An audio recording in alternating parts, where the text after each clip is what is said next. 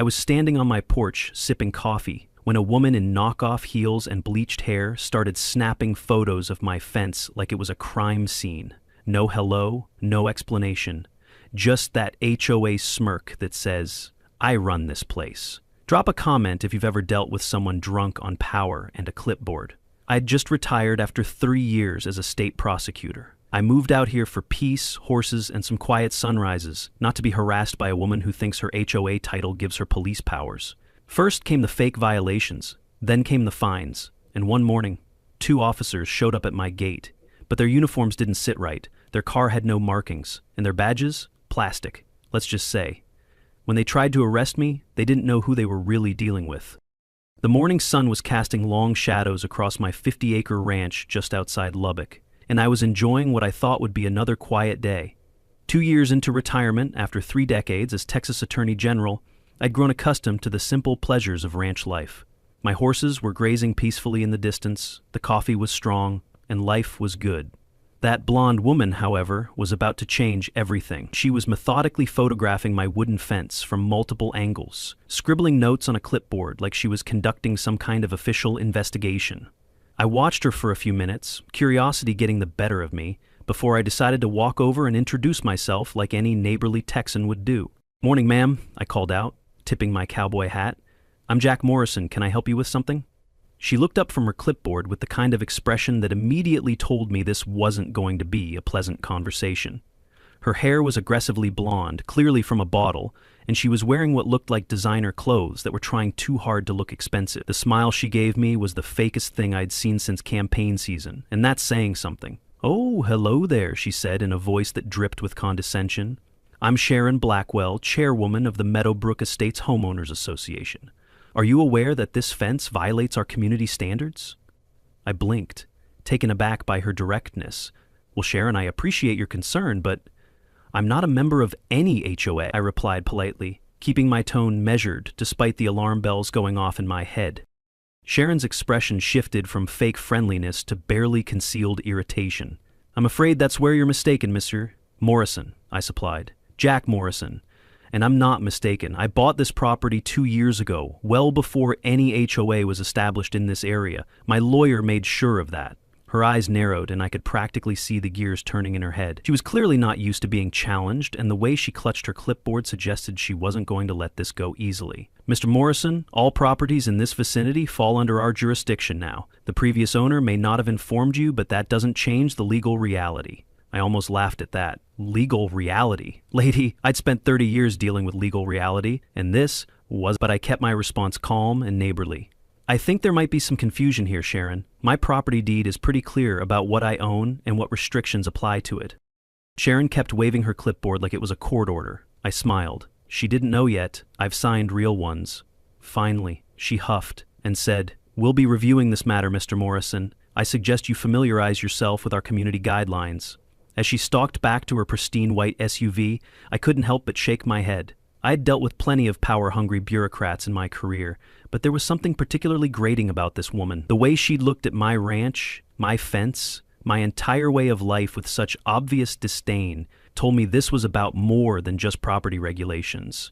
This was about control, and Sharon Blackwell clearly didn't like being told no. I finished my coffee on the porch, watching her SUV disappear down the road, and I'll admit, I felt a twinge of unease. Not because I was worried about her threats, I knew my legal standing was solid, but because I recognized the type. Sharon Blackwell was the kind of person who would make my life difficult just because she could, and retirement or not, I wasn't about to let some self-appointed neighborhood dictator push me around. I should have warned her right then and there about who she was dealing with, but I didn't. And that was my biggest mistake.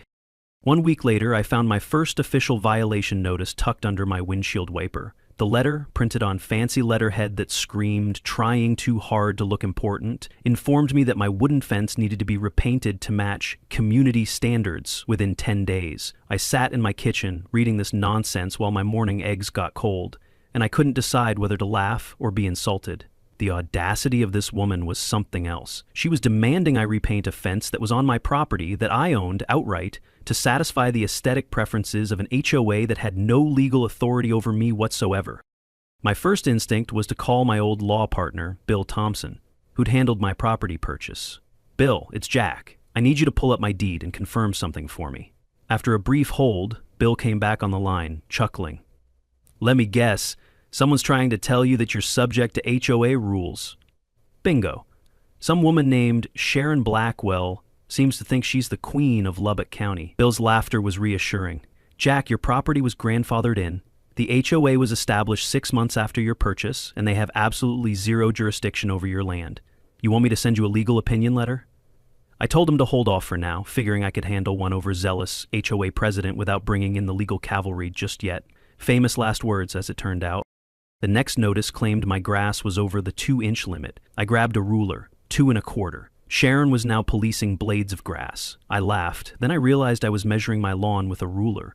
That's when I got mad. The third notice came 2 days after that, claiming my pickup truck was parked in violation of aesthetic vehicle placement guidelines. My truck was sitting in my own driveway, exactly where I'd been parking it for 2 years. Then came a notice about my horses, accused of excessive noise pollution during non-designated activity hours. I guess a whinny or two offended Sharon's HOA ears. In Texas, that's called ranch life. Maybe she should have moved to Connecticut.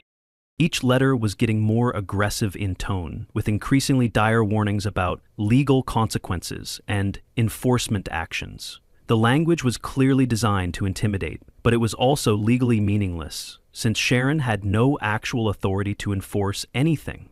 Still, I could see how an average homeowner might be scared into compliance by this kind of official-sounding harassment. It was a classic bully tactic, using the appearance of authority to compensate for the lack of actual power. I'd seen it countless times in my career, usually from small-time criminals trying to run cons on unsuspecting serfdoms. The fact that Sharon was using the same playbook told me everything I needed to know about her character and her methods. By the time the 5th notice arrived, complaining about the unauthorized installation of exterior lighting, referring to the solar-powered path lights I'd put in my garden, I'd had enough. This had gone from annoying to genuinely harassing, and I wasn't about to let it continue. I picked up the phone and dialed the number on Sharon's letterhead. Meadowbrook Estates HOA. Sharon speaking, came the sickeningly sweet voice. "Sharon, this is Jack Morrison. I think we need to have a conversation." Her tone immediately shifted to something harder, more confrontational. "Mr. Morrison, if you're calling to discuss compliance with our violations, I'm afraid the time for negotiation has passed." I kept my voice calm and professional, the way I used to when dealing with particularly stubborn defendants. "Sharon, I need to explain something to you. My property is not subject to HOA jurisdiction. I have the legal documentation to prove it, and these violation notices need to stop immediately." There was a pause on the other end, followed by a laugh that had no humor in it whatsoever. "Mr. Morrison, I don't know what kind of legal advice you've been getting, but I assure you we've done our research. Your property falls within our community boundaries, and you will comply with our standards whether you like it or not." The certainty in her voice was almost impressive in its wrongness. "Sharon, I'm trying to be reasonable here, but you're making it very difficult. These violations are baseless, your authority is non-existent, and this harassment needs to end." Her response was pure ice. "We'll see about that, Mr. Morrison. We'll just see about that." The click of her hanging up echoed in my ear, and I set the phone down with a growing sense that this situation was about to escalate far beyond reasonable neighbor disputes. I walked to my kitchen window and looked out at my peaceful ranch, watching my horses graze in the afternoon sun. In the distance, I could see Sharon's white SUV parked at the end of my driveway, and she was standing beside it, with her phone pressed to her ear, staring directly at my house. The way she was gesturing while she talked suggested she was worked up about something, and given our conversation 5 minutes earlier, I had a pretty good idea what that something was. I knew right then that the real war was just beginning. I closed the curtain and stood in silence. For the first time in years, I felt unsure. Was I letting this spiral too far? Maybe I should have just painted the damn fence. I'd spent decades prosecuting real criminals, not sparring with clipboard tyrants. But then I thought about what silence costs, and I knew backing down wasn't peace, it was surrender. 2 weeks after our phone conversation, I received a certified letter that made me sit up and take notice. Sharon had hired herself a lawyer, and they were threatening to take me to court for a total of $7,000 in fines plus $2,000 in legal fees. The letter was full of impressive-sounding legal language, but it was also full of holes that any first-year law student could drive a truck through. Still, the fact that she was willing to spend money on legal representation told me this had moved beyond simple neighborhood drama. into something more serious. She was clearly committed to this fight, regardless of how wrong she was or how much it was going to cost her. I decided it was time to respond in kind, but I wasn't quite ready to reveal my full hand yet. Instead, I sat down at my computer and drafted a response that used just enough legal terminology to make it clear I wasn't some easily intimidated retiree. I cited relevant property law, referenced specific statutes about HOA jurisdiction, and politely but firmly explained why their claims were legally baseless. I kept my letterhead simple, just my name and address, without mentioning my background. Let them wonder where I'd learned to write like a lawyer. The letter was professional, precise, and devastating to their argument, but I signed it simply as J. Morrison, property owner. I wanted to see how they'd react to facing someone who clearly knew their way around the law before I played my ace card. The response from Sharon's lawyer came back surprisingly quickly, and it was notably less confident than their first letter. They were clearly rattled by my legal knowledge, but they were doubling down instead of backing down. The new letter acknowledged that there might be complexities regarding jurisdiction, but maintained that the HOA had the right to enforce community standards on all properties within their geographic boundaries. It was legal nonsense, but it was the kind of nonsense that might fool someone who didn't know better. They were banking on the fact that most people would rather pay up than fight, and they were probably right about that strategy working on 90% of their targets. Unfortunately for them, I wasn't most people. The situation in the neighborhood was starting to get interesting too. My neighbors Doug and Nancy Miller stopped by one evening to express their support. "Jack, we think what Sharon's doing to you is completely out of line," Nancy said while we sat on my porch watching the sunset. "Half the neighborhood is getting fed up with her power trips, but everyone's too scared to say anything." Doug nodded in agreement, sipping the beer I'd offered him. "She's been targeting anyone who doesn't fall in line with her vision of what this community should look like. You're just the first one with the backbone to fight back." It was reassuring to know I had allies, but it also confirmed that Sharon's behavior was part of a larger pattern of bullying and intimidation.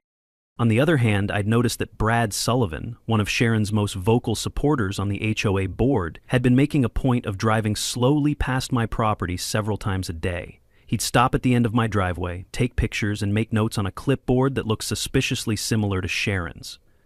It was obvious they were building some kind of case against me, documenting every possible violation they could manufacture. The pettiness of it was almost amusing, but the dedication was concerning. These people were putting serious time and effort into making my life difficult, and that suggested they weren't going to give up easily. The third letter from Sharon's lawyer escalated things significantly. They were now claiming that my refusal to comply with HOA regulations constituted willful disregard for community standards, and that they were prepared to seek an injunction to force compliance. An injunction for a fence and some grass. The absurdity would have been laughable if it weren't so clearly designed to intimidate me into submission. They were betting that the average person would be terrified by the prospect of going to court and would cave rather than face the uncertainty and expense of litigation. They were also betting that I was just another average person, and that was their first major miscalculation. I spent that evening in my old study, surrounded by law books that I hadn't touched in 2 years, but that felt like old friends welcoming me back. I pulled out my copies of Texas property law, HOA regulations, and civil procedure, and I started building my defense the way I used to build cases against criminals who thought they were smarter than the system. The irony wasn't lost on me that I was essentially prosecuting Sharon and her lawyer for legal harassment, using the same skills I'd once used to put actual criminals behind bars. The books whispered to me like old companions. "Ready for one final performance, Jack?" A name flickered in my mind. Claire Morgan, sharp as a tack, fiery in court, and gutsy enough to challenge a judge twice her age. I'd mentored her once, back when she was fresh out of law school. I hadn't called her yet, but maybe it was time. This fight deserved fresh fire, and I smiled because, yes, I was ready. The next morning, I woke up feeling more energized than I had in months. For the first time since retiring, I had a real challenge that required all my skills and experience. Sharon Blackwell thought she could intimidate me with legal threats and harassment, but she had no idea who she was dealing with. I was about to give her a crash course in what happens when you try to bully someone who actually understands the law better than the lawyer she'd hired. But first, I was going to let her make the next move, because I had a feeling she was about to do something really stupid that would hand me all the ammunition I needed to end this once and for all. Monday morning started like any other, with coffee on the porch and my horses greeting the sunrise, but it quickly turned into something I never could have anticipated. Around 9:30, I saw Sharon's white SUV pull up to my gate, followed by what appeared to be a police cruiser. Two men in uniform got out and walked toward my house with the kind of swagger that's supposed to intimidate people into compliance.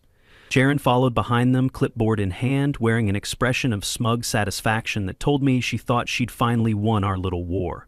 As they approached my porch, I noticed something that immediately put me on high alert. These weren't real police officers, and this wasn't a real police car. Their badges looked like toys, the uniforms screamed Party City, and the police lettering on the car was a crooked vinyl sticker. 3 strikes and I knew this wasn't law enforcement, it was cosplay.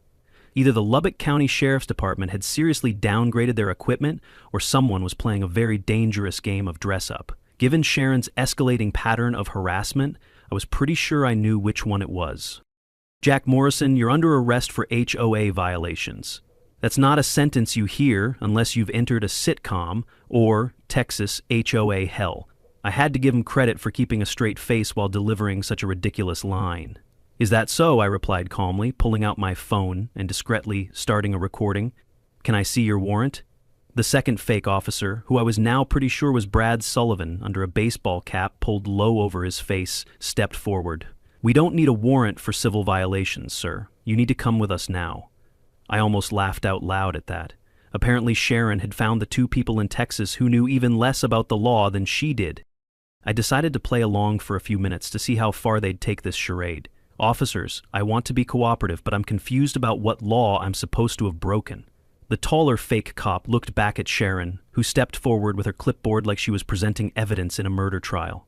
Mr. Morrison has repeatedly violated community maintenance standards, ignored official notices, and refused to comply with lawful orders from the Homeowners Association, she announced with the kind of dramatic flair that belonged in a community theater production, not a legal proceeding. These violations constitute a clear and ongoing threat to community standards and property values. The performance was so over the top that I had to bite my lip to keep from smiling. What really impressed me was the level of commitment Sharon had shown to this elaborate fraud. She'd somehow convinced 2 people to impersonate police officers, which is a felony in Texas, all because she couldn't accept that she had no authority over my property. The fake officers were clearly nervous, probably because they were smart enough to realize they were committing serious crimes. But Sharon was in full command mode, directing them like she was running a legitimate law enforcement operation. Officers, I demand that Mr. Morrison be arrested immediately, she declared, pointing at me like I was some kind of dangerous criminal. His continued defiance cannot be tolerated. The whole scene was so absurd that it felt like being trapped in a bad movie, except the consequences for Sharon and her accomplices were going to be very real. I continued recording while pretending to be intimidated by their amateur hour intimidation tactics. Please, officers, I don't want any trouble. I'll comply with whatever you need me to do. Sharon looked like she just won a courtroom drama. She even gave me the villain monologue. You should have listened. If only she knew what Act 2 held. You should have listened from the beginning, Mr. Morrison, she said with the kind of vindictive satisfaction that revealed exactly what this had always been about. Maybe now you'll understand that we take community standards seriously around here. The fake officers started moving toward me like they were actually going to attempt an arrest, and that's when I decided the show had gone on long enough.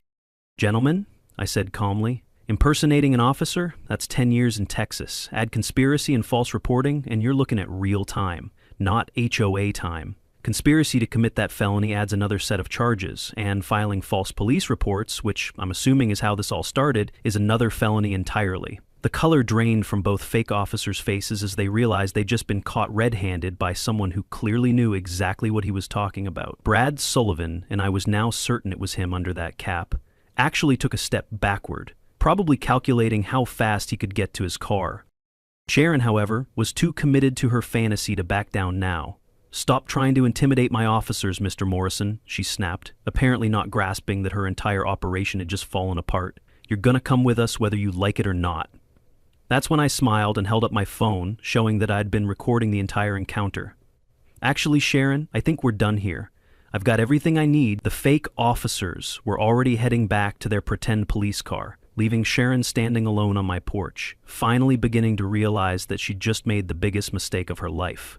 But she still had no idea who she'd been messing with, and I was about to make sure she found out in the most educational way possible. The first call I made after Sharon and her fake police force retreated was to Deputy Dan Whitaker, a real police officer I'd worked with during my years as Attorney General. Dan, it's Jack Morrison. I need to report an incident involving police impersonation, and I've got video evidence. Within an hour, Dan was sitting in my kitchen, watching the recording on my phone and shaking his head in disbelief. Jack, in 20 years of law enforcement, I've seen some stupid criminals, but this might take the cake. Do you know who these people are? I told him about Sharon's harassment campaign and my suspicions about Brad Sullivan being one of the fake officers. Dan nodded grimly and made some notes. We'll have them identified and arrested within 24 hours. Police impersonation is serious business, and conspiracy charges are going to make this even worse for them. My second call was to Claire Morgan, a young lawyer who'd recently hung out her own shingle after working for the district attorney's office. I'd been a mentor to her early in her career, and I knew she had the skills and the fire to handle this case properly. Mr. Morrison, the Jack Morrison, she said when I introduced myself over the phone. I studied your cases in law school, the Richardson corruption case, the Martinez organized crime prosecution. You're a legend. I chuckled at her enthusiasm. I'm retired now, Claire, but it looks like I need to come out of retirement for one more case. Are you interested in representing a former attorney general, pro bono? The excitement in her voice was infectious, and I knew I'd chosen the right person to help me nail Sharon Blackwell to the wall legally. Claire came out to the ranch that afternoon, and we spent 3 hours going through every piece of evidence I'd collected over the past 2 months. The fake police incident was just the tip of the iceberg. I had documentation of harassment, intimidation, false legal claims, and now felony impersonation charges. Mr. Morrison, this is a prosecutor's dream case, Claire said, spreading out the papers on my kitchen table. Sharon Blackwell has committed multiple felonies, and her lawyer has been party to filing frivolous legal claims. We can go after her for conspiracy, intimidation, harassment, and making false police reports. Plus, whoever helped her with the fake police stunt is looking at serious prison time. I leaned back in my chair, feeling the familiar satisfaction of a case coming together perfectly. The criminal charges were just the beginning of Sharon's problems. We were also filing a civil lawsuit for harassment, intentional infliction of emotional distress, and violation of my civil rights. The damages we were seeking weren't just financial. We wanted a restraining order keeping Sharon away from my property, an injunction preventing any further HOA harassment, and a court order requiring her to publicly acknowledge that she had no authority over my land. We're going to make an example of her, Claire explained with the kind of prosecutorial enthusiasm I remembered from my own younger days. Every wannabe HOA dictator in Texas is going to think twice before trying this kind of stunt after we're done with Sharon Blackwell. The next morning, Deputy Whitaker called with an update that made my day. Jack, we've identified and arrested both fake officers. One was indeed Brad Sullivan, and the other was his brother-in-law, Mike Patterson. Both are being charged with police impersonation, conspiracy, and intimidation. Brad broke down during questioning and admitted the whole thing was Sharon's idea. I wasn't surprised that Brad had folded immediately. He'd always struck me as the kind of person who was tough when he had backup but would crumble under real pressure. What about Sharon herself? I asked. We're picking her up this afternoon for conspiracy and filing false police reports. Her lawyer's probably going to advise her to take a plea deal, but given how public this has become, the DA wants to make sure she faces real consequences. The best part was watching the neighborhood reaction as word spread about Sharon's arrest. Doug and Nancy Miller stopped by that evening with a bottle of champagne to celebrate. Jack, you have no idea how many people Sharon has bullied over the past year, Nancy said as we sat on my porch, toasting Sharon's downfall. She's targeted single mothers, elderly residents, anyone she thought couldn't fight back. You standing up to her has given everyone else permission to speak up too. Doug raised his glass with a grin. To Jack Morrison, the man who taught us that sometimes the quiet, retired guy next door is exactly the person you want on your side when the neighborhood bully gets out of control.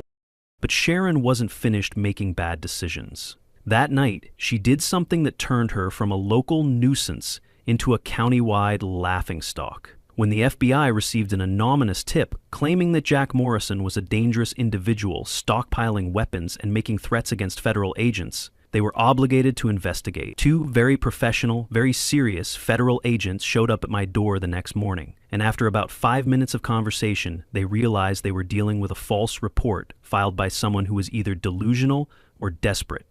Mr. Morrison, are you aware that filing false reports to federal law enforcement is a felony? Agent Smith asked me as we stood in my living room. I am indeed aware of that, Agent Smith. I'm also aware of who probably filed this report, and I have a proposition for you. By the time the federal agents left my ranch an hour later, Sharon Blackwell wasn't just facing state charges for her fake police stunt. She was also looking at federal charges for making false statements to the FBI.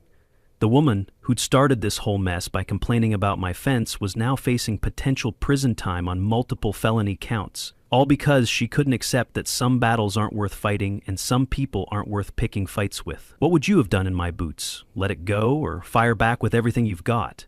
Monday morning, I was going to court not as a defendant but as a plaintiff, with enough evidence to bury Sharon Blackwell so deep in legal trouble that she'd wish she'd never heard of homeowners associations, and she was finally about to learn exactly who she'd been trying to intimidate for the past 3 months.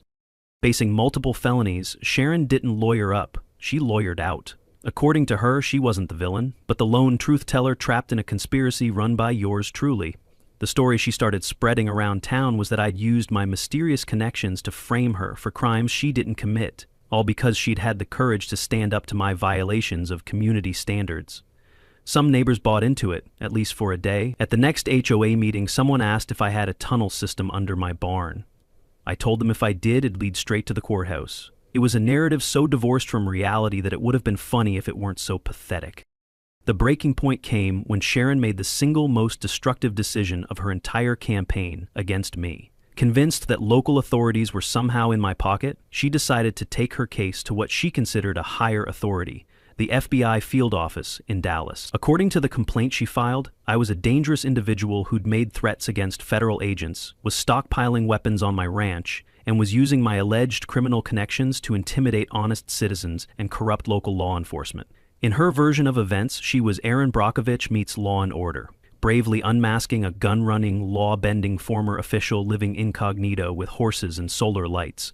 The complaint was detailed, passionate, and completely fabricated from beginning to end. Wednesday morning, 2 black SUVs, government plates. I opened the door and saw suits, polished, professional. They weren't here to sell cookies. I already knew who sent them. Federal agents don't just drop by for social visits, and given Sharon's escalating desperation, it was obvious she'd decided to involve federal law enforcement in her personal vendetta. "Mr. Morrison," Agent Smith began, "we've received some disturbing claims." I nodded. "Let me guess, my horses are now a terrorist cell." "Gentlemen, please come in. I assume this is about Sharon Blackwell's complaint?" The slight widening of Agent Rodriguez's eyes confirmed that I'd guessed correctly. We sat in my living room for what turned out to be one of the most surreal conversations of my life. The agents had clearly done their homework before coming out. They knew about Sharon's harassment campaign, her fake police stunt, and her pending criminal charges. What they didn't know was my background, which gave me a perfect opportunity to educate them about exactly who had filed this complaint against me. For a split second, I wondered if Sharon had somehow dug up my past, my name, my cases, my record. But when Agent Smith asked if I'd ever been inside a courtroom, I knew she hadn't. She thought I was just a stubborn rancher. Perfect. "Agents, before we go any further, I think there's something you should know about me. I'm Jack Morrison, retired Attorney General for the state of Texas. I spent 30 years prosecuting actual criminals, including several cases involving false reports to federal authorities." The expressions on both agents' faces told me that Sharon had just handed me the final nail for her legal coffin. I wanted coffee, a good saddle, and a quiet morning, but some folks don't let you walk away clean. They make sure you've got to ride back in with the law behind you. Sharon handed me a legal war, and I brought the cavalry. Agent Smith leaned forward with the kind of interest that prosecutors get when they realize they've stumbled onto something bigger than they initially thought. Trim this monologue to tighten pacing while keeping impact. "Yes," I said, pointing toward my study. 3 months of records, photos, audio, witnesses, enough to bury her. Want the folder alphabetized or chronological? What I'd like to propose is a cooperation agreement. I'll provide you with everything you need to prosecute her for filing false federal reports, and in return, you coordinate with local authorities to ensure she faces appropriate consequences for all her crimes, not just the ones in your jurisdiction. For the next 2 hours, I walked the federal agents through Sharon's entire campaign of harassment, culminating in her fake police operation and now her false FBI report. They were particularly interested in the recording of the fake arrest attempt, which demonstrated both her willingness to commit felonies and her complete disconnection from reality. "Mr. Morrison, in 15 years with the Bureau, I've rarely seen someone dig themselves this deep a hole," Agent Rodriguez commented as he reviewed my documentation. "Ms. Blackwell has committed multiple state and federal felonies, all over a property dispute that she had no legal standing to pursue in the first place." Agent Smith nodded in agreement. We'll be coordinating with local prosecutors to ensure comprehensive charges are filed. This level of false reporting and harassment can't be tolerated. The most satisfying part of the meeting was when the agents asked about my background and career. For 20 minutes, I walked them through some of my most significant cases as Attorney General, including several high-profile prosecutions that had made national news. Agent Smith had actually heard of the Richardson corruption case and asked detailed questions about how we'd built the conspiracy charges. Mr. Morrison, it's clear that Ms. Blackwell had no idea who she was targeting with this harassment campaign, Agent Rodriguez observed with obvious admiration. She picked a fight with someone who literally wrote the book on prosecuting the kind of crime she's been committing. I chuckled at that assessment. Gentlemen, in my experience, bullies usually target people they think can't fight back. Sharon Blackwell's biggest mistake was assuming that a retired old man would be an easy victim. That evening, I stood on my porch with my coffee, watching the sunset and reflecting on how dramatically things had changed since that first morning when Sharon had photographed my fence. What had started as a simple property dispute had escalated into multiple felony charges for Sharon and her accomplices, all because she couldn't accept that some fights aren't worth having and some people aren't worth antagonizing. But I had a feeling Sharon still hadn't learned that lesson, and based on her pattern of escalating bad decisions, I suspected she was about to make one final mistake that would seal her fate once and for all. The woman who'd tried to intimidate me with fake police officers and false FBI reports was about to discover that when you pick a fight with a former attorney general, you better be prepared for the consequences. Courtroom benches were packed, neighbors shoulder to shoulder, whispers flying like tumbleweed. Some came for justice. Most came for the show. But I came to finish what she started. I sat at the plaintiff's table with Claire Morgan, watching Sharon and her attorney huddle together in what looked like an increasingly desperate conversation about damage control. The criminal charges against her were serious enough: conspiracy, police impersonation, filing false reports with state and federal authorities. But the civil case I was bringing was going to be the final nail in her legal coffin. Judge Harrison entered the courtroom with the kind of stern expression that told everyone this wasn't going to be a routine hearing. Mr. Morrison, Judge Harrison said after reviewing the case file, I see that you were formerly the Attorney General for the state of Texas. Are you representing yourself in this matter? I stood up with the kind of confidence that comes from 3 decades of courtroom experience. Yes, Your Honor. Given the nature of this case and the defendant's pattern of behavior, I felt it was appropriate to handle this matter personally. As I stood before the judge, I flashed back to my first ever trial. I was 28, nervous, clutching handwritten notes like they were sacred scripture. My opponent was a seasoned DA who mocked every sentence I said until the verdict came in. I won. That rush, that clarity, it was back. The judge nodded approvingly. Very well. Please proceed with your opening statement. What followed was 20 minutes of methodical legal destruction as I laid out Sharon's entire campaign of harassment, supported by videos, photographs, recorded conversations, and witness testimony that painted a picture of systematic intimidation and criminal behavior. The moment I played the arrest video, the room froze. One woman gasped. Sharon sank 2 inches into her seat. The judge didn't blink. I didn't smile. Yet. I presented the timeline of increasingly aggressive violation notices, each one demonstrating that Sharon knew she had no legal authority but was using the appearance of official power to intimidate me into compliance. Most damaging of all, I introduced evidence of her false FBI report, including the federal agent's testimony about the complete fabrication of her claims. By the time I finished my presentation, Sharon's lawyer looked like he was considering a career change. Her lawyer claimed she was simply overzealous. I've seen mobsters use that word. Turns out HOA terrorism now comes with a sympathy plea. It was a desperate attempt to generate sympathy for someone who had systematically harassed and intimidated multiple neighbors for months, and Judge Harrison's expression made it clear he wasn't buying any of it. Counselor, the judge interrupted during the defense's closing argument. Are you seriously suggesting that impersonating police officers and filing false federal reports constitute community service?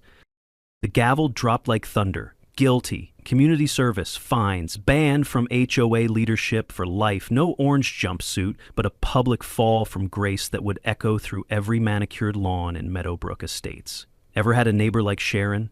Drop your HOA horror stories in the comments. Don't hold back. Sharon was found guilty on all criminal charges and sentenced to pay $25,000 in fines, perform 500 hours of community service, and serve 6 months of supervised probation.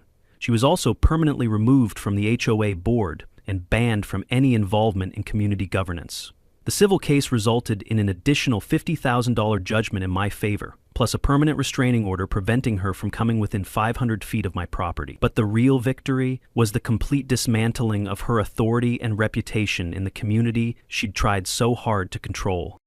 Condense while keeping moral impact. Your Honor, I'm donating the judgment to the Lubbock County Animal Shelter. Bullies cost more than money, they cost silence, and stopping a bully with a clipboard in too much time. Your Honor, I'd like to announce that I'm donating the entire $50,000 civil judgment to the Lubbock County Animal Shelter. This case was never about money. It was about ensuring that no one is allowed to abuse their perceived authority to intimidate and harass their neighbors. The courtroom erupted in applause, and I could see Sharon finally beginning to understand the full scope of her defeat. She hadn't just lost a legal case, she'd lost her position, her reputation, and her standing in the community she'd tried to rule through fear and intimidation. The aftermath was everything I could have hoped for. Sharon was forced to sell her house and move out of the neighborhood within 60 days, her reputation completely destroyed by the publicity surrounding her criminal conviction. Brad Sullivan and his brother-in-law both pled guilty to reduced charges and received probation, but their involvement in the fake police incident made them pariahs in the community. The HOA was completely reorganized under new leadership that actually understood the limits of their authority and focused on legitimate community concerns rather than petty power trips. Most importantly, the other residents who'd been intimidated by Sharon's tactics felt empowered to speak up about neighborhood issues without fear of retaliation. Doug and Nancy Miller hosted a neighborhood barbecue a month later to celebrate what everyone was calling the liberation of Meadowbrook Estates. As I stood on my porch that evening, sipping coffee and watching my horses graze in the sunset, I reflected on how much had changed since that first morning when Sharon had photographed my fence. The quiet retirement I had been enjoying had been disrupted for a few months, but in the end, justice had been served in the most satisfying way possible. A bully had been stopped, a community had been freed from intimidation, and I'd been reminded that sometimes retirement doesn't mean you stop fighting for what's right. Doug sat beside me, beer in hand. "You know what you did, Jack? Caused a paperwork avalanche," I smirked. "You made the street feel safe again." I didn't say anything, just raised my coffee and nodded. Some victories don't need speeches. I smiled as I finished my coffee, thinking about the lesson Sharon Blackwell had learned the hard way. Never judge a book by its cover, and especially never mess with a retired attorney general who just wants to peacefully raise horses. I took a sip of my coffee and looked out at the dusk-lit pasture. "Justice doesn't need a badge," I whispered to myself. "Just someone who won't stay quiet." Because sometimes the quiet old guy next door is exactly the person you don't want to pick a fight with. And when he says he knows the law, he really means he knows the law. Me, I went back to ranching. But trouble has a funny way of circling back, especially when it's driving a white SUV.